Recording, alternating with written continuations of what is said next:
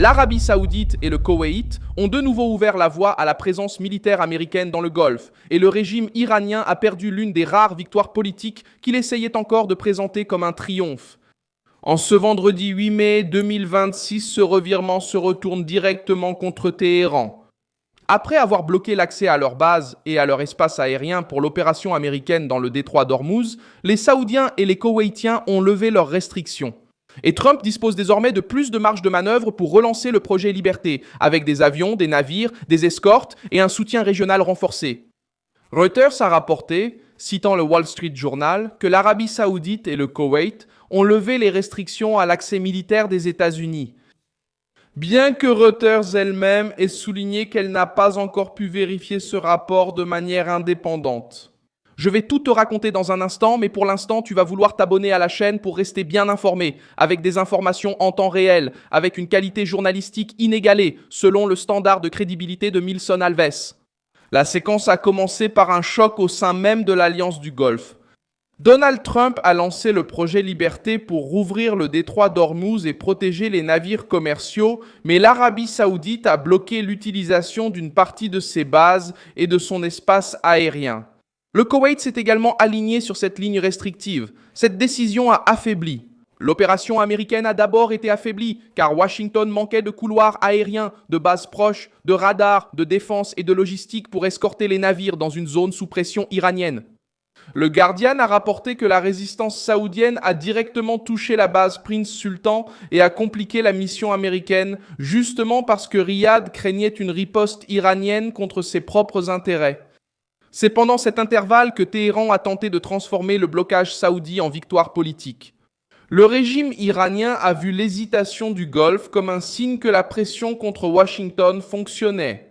La garde révolutionnaire a commencé à agir comme si elle avait réussi à diviser les alliés américains, à bloquer l'opération et à imposer un coup au plan de Trump.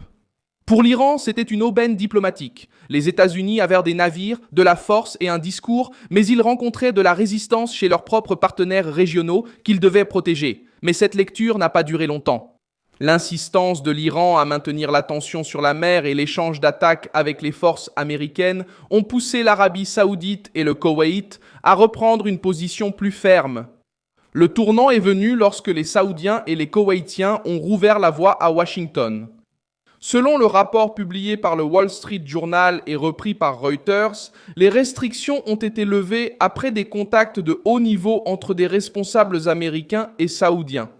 Avec cela, le projet Liberté lui-même cesse de dépendre uniquement de navires opérant à la limite et retrouve un appui terrestre, aérien et logistique dans la région. Pour Donald Trump, cela signifie pouvoir escorter des navires commerciaux avec une couverture aérienne plus rapprochée et utiliser des bases sur le territoire allié, et augmenter la pression contre les structures iraniennes utilisées pour les drones, les missiles et la surveillance dans le Golfe. La réponse militaire américaine s'est déjà manifestée sur le terrain. Le 7 mai 2026, le commandement central des États-Unis a déclaré avoir mené des frappes de représailles contre des installations militaires iraniennes, y compris des sites de lancement de missiles et de drones, des centres de commandement et des structures de surveillance. Selon le communiqué cité par Reuters, les frappes ont eu lieu après des actions iraniennes contre les forces américaines. Le même rapport a indiqué que l'Iran a lancé des missiles, des drones et de petites embarcations lors du passage de 3 destroyers américains dans le détroit d'Ormuz, mais aucun actif des États-Unis n'a été touché.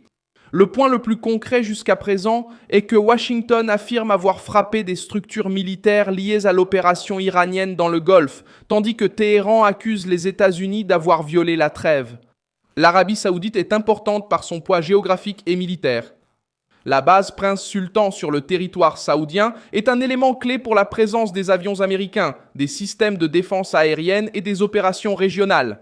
Lorsque Riyad a bloqué une partie de cet accès, Trump a eu moins de marge pour agir rapidement. Lorsque Riyad a fait marche arrière, le message a changé. L'Iran n'a pas réussi à maintenir la division au sein de l'eau. Il intervient aussi comme un acteur majeur. Si le temps, les structures américaines, la même liste indique que la catastrophe concerne également la base d'Al-Udeid. Bahreïn accueille la 5e flotte, les Émirats arabes unis disposent d'Al-Dafra et l'Arabie saoudite abrite la base Prince Sultan. Ce réseau explique pourquoi l'ouverture de l'espace aérien et des bases n'est pas un simple détail bureaucratique. C'est la différence entre une opération limitée en mer et une campagne régionale de grande envergure. La garde révolutionnaire qui a tenté de célébrer le retrait initial de l'Arabie saoudite voit maintenant la même porte s'ouvrir contre elle. Le régime iranien a parié que la menace d'élargir le conflit effraierait Riyad et les autres monarchies du Golfe. Au début, cela a effrayé, mais la pression maritime et les attaques contre les forces américaines ont changé la donne. Si Donald Trump choisit d'augmenter les escortes ou d'attaquer les structures de lancement, il bénéficiera d'un soutien régional supérieur à celui lors de l'interruption de l'opération. La fête iranienne s'est muée en calcul amer. L'histoire montre que ce genre de retournement dans le Golfe a tendance à se retourner contre ceux qui défient l'ordre régional soutenu par les États-Unis. En 1990, Saddam Hussein a envahi le Koweït et a mis l'Arabie saoudite sous la menace. La réponse américaine a commencé avec l'opération Bouclier du désert, lorsque plus de 500 000 militaires américains ont été envoyés sur le territoire saoudien. En janvier 1991, la campagne est devenue Tempête du désert. Le département de la Défense indique que la coalition a effectué plus de 116 000 sorties aériennes et que la phase terrestre a duré environ 100 heures jusqu'à la libération du Koweït. Le département d'État rappelle que 34 nations ont participé à la coalition. La leçon pour Téhéran est sévère. Lorsque les monarchies du Golfe ouvrent leurs bases, leur espace aérien et leur logistique à Washington, la distance entre la menace et la réponse militaire diminue drastiquement. Et les nations montrent aussi comment des bases alliées peuvent transformer une crise. En Afghanistan, après les attentats du 11 septembre 2001, les États-Unis ont dépendu du soutien régional pour maintenir des opérations prolongées avec des couloirs aériens, du ravitaillement et des bases de soutien. En Irak, en 2003, Washington a également utilisé un réseau régional pour faire pression sur Saddam Hussein de plusieurs côtés. Même si la guerre a laissé des conséquences profondes dans la lutte contre l'État islamique, des années plus tard, des bases au Qatar, au Koweït, à Bahreïn, en Jordanie et aux Émirats arabes unis ont aidé à maintenir les bombardements, le renseignement et la coordination. Le schéma se répète. Lorsque les Alliés offrent un accès, la force américaine cesse d'être une simple présence lointaine et devient une pression constante.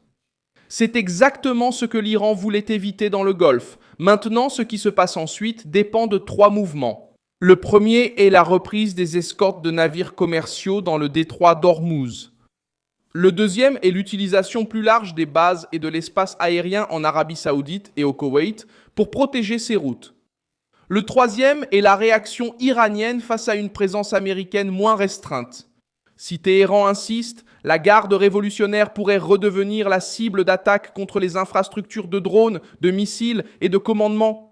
La défaite politique iranienne se lit dans la chronologie. D'abord, les Saoudiens ont bloqué l'accès et le régime a célébré comme s'il avait brisé le projet Liberté. Ensuite, les attaques et l'instabilité dans le Golfe ont montré que la menace iranienne mettait également les monarchies en danger. Maintenant, l'Arabie saoudite et le Koweït reculent sur les restrictions, Trump retrouve une marge de manœuvre et la garde révolutionnaire se retrouve face à une réponse américaine plus proche, plus rapide et plus difficile à ignorer. Téhéran a parié qu'il pourrait isoler les États-Unis dans le Golfe. La réouverture saoudienne et koweïtienne montre le contraire. L'Iran a provoqué la crise et a fini par pousser ses voisins de nouveau dans le giron militaire de Washington.